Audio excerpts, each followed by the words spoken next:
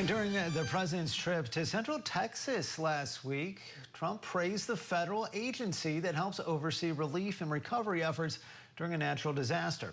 Scripps News correspondent Abijoy Burnett is with us now. And Abijoy, this is not something that the president has always spoke so glowingly about. It seems like it's been a little bit of a change of tune. What's the latest? Yeah.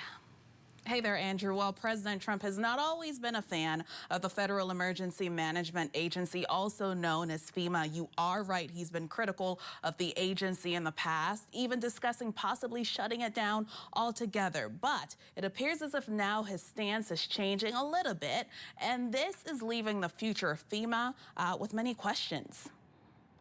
The Trump administration appears to be changing its stance on FEMA, an agency it has previously threatened to shut down. And we're going to eliminate FEMA. I think we're going to recommend that FEMA go away. But following flash floods in Texas that killed more than 120 people, the president praised the agency's work. FEMA's been really headed by some very good people. We have some good people running FEMA. It's about time. And Secretary of Homeland Security Kristi Noem, whose department oversees FEMA, has backed away from a push to eliminate the agency. We can end up putting this agency in the best place and position possible to be reformed and remade. FEMA, which was established in 1979, coordinates the government's response to natural disasters and emergencies and works with state and local agencies on relief and recovery efforts.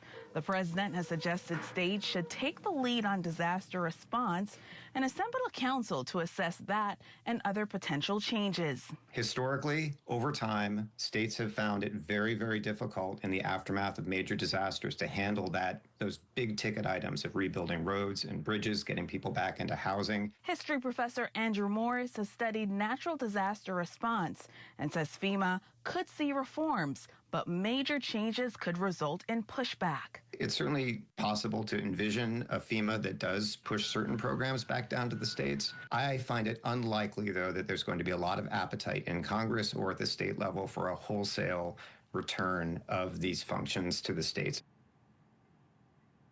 And there have been concerns about staffing issues at FEMA. Remember, in the last few months, about 2,000 people have either left their job at FEMA or they have been fired by the agency. And this has all been part of the administration's efforts to downsize the federal government, Andrew.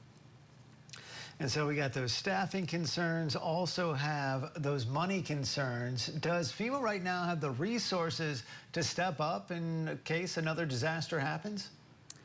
It's always about the money, isn't it? The head of the Office of Management and Budget said there is about a $13 billion surplus for FEMA. However, we were able to take a look at a recent report regarding FEMA from the agency itself, and they said they're on the verge of running out of money, possibly in August. So that's something else that we will be watching for potential action on, especially with regards to funding possibly from Capitol Hill. Andrew.